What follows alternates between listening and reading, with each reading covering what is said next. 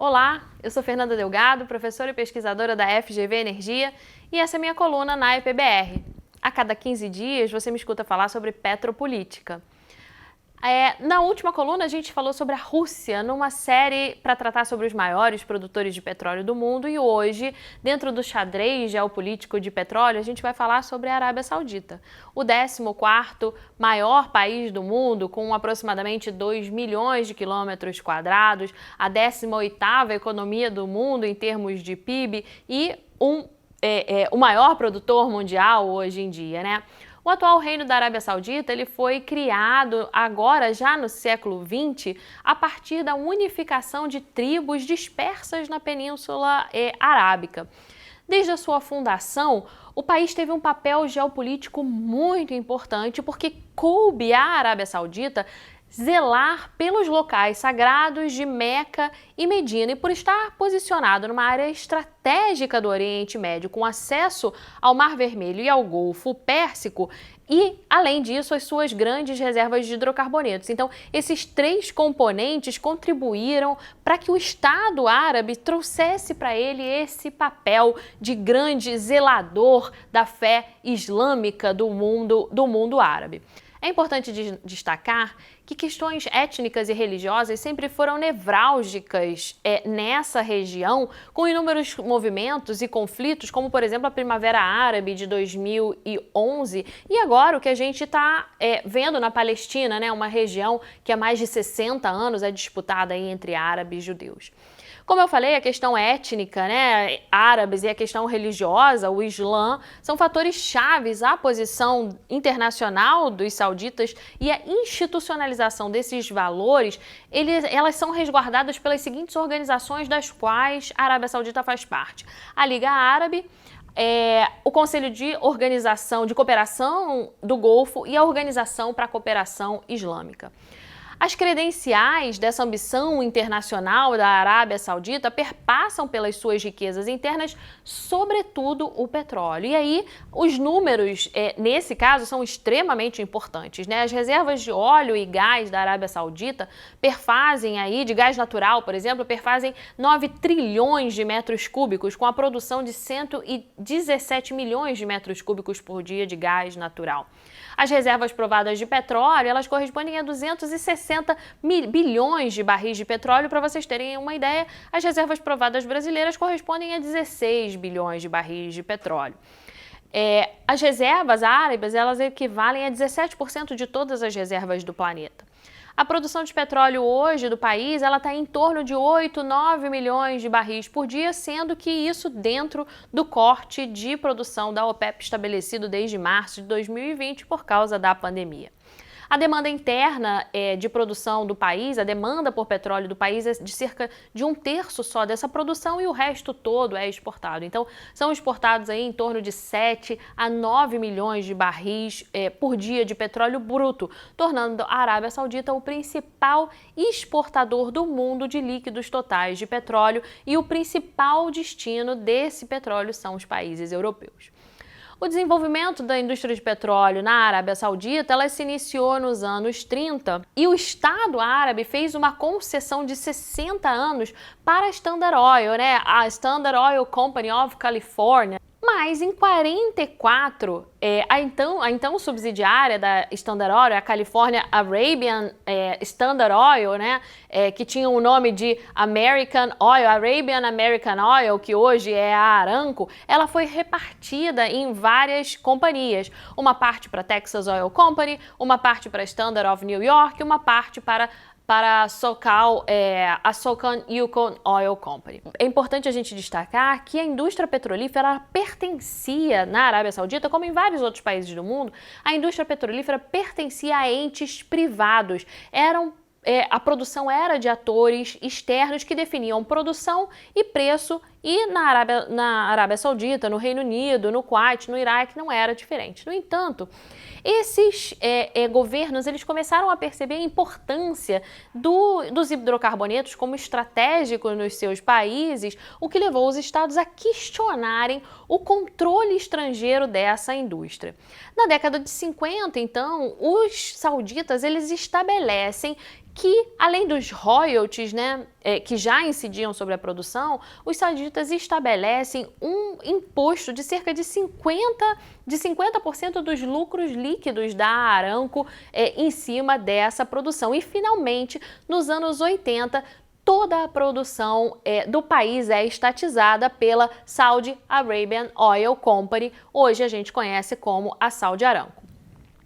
Esse período da indústria de óleo e gás da Arábia Saudita culminou aí num movimento global de companhias internacionais de petróleo, as International Oil Companies, que perderam um espaço, relativo para as National Oil Companies, um movimento entre os anos 60 e 70, em termos de controles de reservas de exploração de hidrocarbonetos, mas também de controles de preços no mercado internacional. Nessa época, nos anos 60, que aparece, que é formada a Organização dos Países Exportadores de Petróleo, a OPEP, cuja Arábia Saudita é o membro fundador e hoje o principal protagonista. Apesar dessa clivagem histórica, hoje permanece na OPEP a busca pela cooperação entre os demais estados, os estados-chave dentro da OPEP, e hoje o grupo da OPEP+, que reúne os países da OPEP mais a Rússia, onde o compliance dos cortes de produção é um fator-chave da definição de preços hoje no mercado internacional. Vale ressaltar que a OPEP ainda guarda um perfil de cartel, apesar que eles não gostam de serem classificados e chamados como um cartel, mas eles funcionam dessa forma, já que o grupo possui 75% das reservas provadas do mundo, suprem 40% da produção mundial e 60% das exportações. Inclusive, graças ao OPEP, os países são os mais bem pagos pelo seu petróleo no mercado internacional. Bom, embora a capacidade instalada para a produção na Arábia Saudita seja a maior do mundo, em torno de 12 milhões de barris por dia, nos últimos meses agora de 2021, como eu falei, essa produção ela foi em torno de 8 a 9 milhões de barris por dia por causa como reflexo dos cortes voluntários de produção da OPEP devido à queda de demanda desde o início da pandemia da Covid-19 no início de 2020. Muitas vezes, a influência da OPEP dentro do mercado internacional se dá por um jogo coercitivo, a exemplo da estratégia saudita no início de 2020, inundar o mercado com petróleo, foi o evento entre russos e árabes em que a Arábia Saudita inundou o mercado com petróleo abundante e barato, tentando forçar a Rússia a voltar à mesa de negociações. Para a Arábia Saudita, o tamanho e a importância econômica do setor petróleo é de cerca de 50% do seu PIB, o que é bastante representativo, e 70% dos seus ganhos em exportação, ou seja, 70% de toda a moeda estrangeira que entra na Arábia Saudita advém de ganhos relacionados ao petróleo bruto.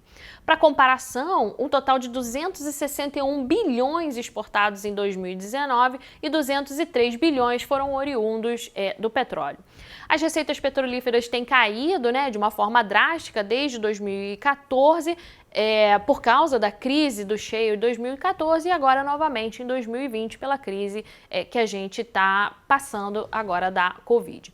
De acordo com o FMI, cerca de 60% da receita do governo é baseada no petróleo e como resultado da desaceleração econômica mundial, a taxa real de PIB do país ela tem decrescido significativamente. Assim, a riqueza e a dependência, a vulnerabilidade tem forçado o Estado a financiar projetos de desenvolvimento para manter o crescimento econômico e a vida e o padrão da sociedade saudita como eles a conhecem. A sociedade, a população economicamente ativa é extremamente dependente de empregos que são gerados pelo Estado.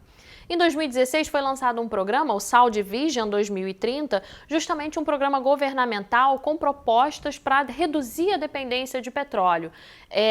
Entre essas pautas estavam a criação de um fundo de investimento de aproximadamente 2 trilhões de dólares para ampliar as receitas relacionadas a atividades não ligadas ao setor de óleo e gás, a participação econômica de pequenas e médias empresas na economia, bem como a diversificação de exportações, desenvolvimento de uma indústria de defesa, ampliação das iniciativas de pequeno porte para a produção de equipamentos mais complexos, assim como também o desenvolvimento de uma indústria de energia alternativa.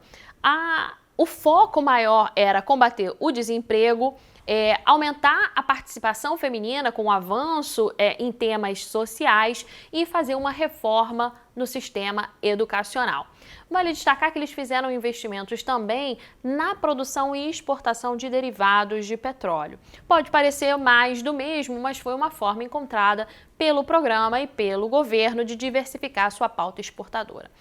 Mesmo com essa diversificação, ainda é imprudente dizer que a Arábia Saudita conseguiu se desvencilhar do petróleo como a sua principal alavanca de desenvolvimento econômico, né? Pelo contrário, eles continuam muito dependentes do petróleo e têm crescido a produção e se mantido graças ao desenvolvimento de campos maduros e expandindo a produção em projetos de campos existentes, inclusive do campo de Shaibá e Currais, que são os maiores do país. Na contramão, isso vai na contramão, né, das estratégias descarbonizantes de muitas produtoras de petróleo hoje. É bom lembrar que as empresas nacionais, né, as National Oil Companies, elas detêm 90% da produção mundial hoje e poucas delas têm estratégias de descarbonização nos seus portfólios. As empresas International Oil Companies, que são responsáveis por 10% da produção apenas, são as que hoje têm no seu portfólio estratégias de descarbonização, como investimentos em energia solar e energia eólica. É um ponto a se pensar. Está previsto que haja uma maior abertura do capital da Saudi Aramco ainda nos próximos anos. O governo detém 98% do capital da estatal, 1% da companhia foi vendido a uma major de energia, mas com a intenção de dar maior diversidade econômica e atração de investimentos externos. Essas medidas podem se acelerar devido aos efeitos da pandemia, né, da Covid-19. Sobre a demanda global de petróleo. Então, são movimentos previstos para os próximos anos que a gente ainda não tem exatamente previsão, mas que podem se acelerar nos próximos anos.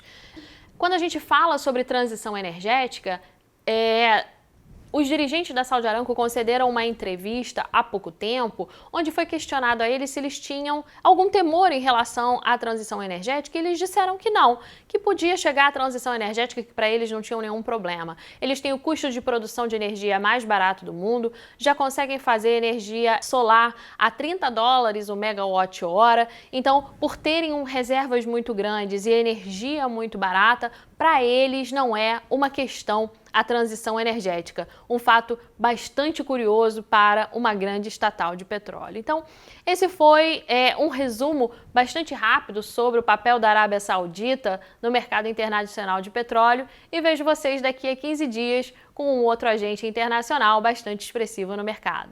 Obrigada, gente!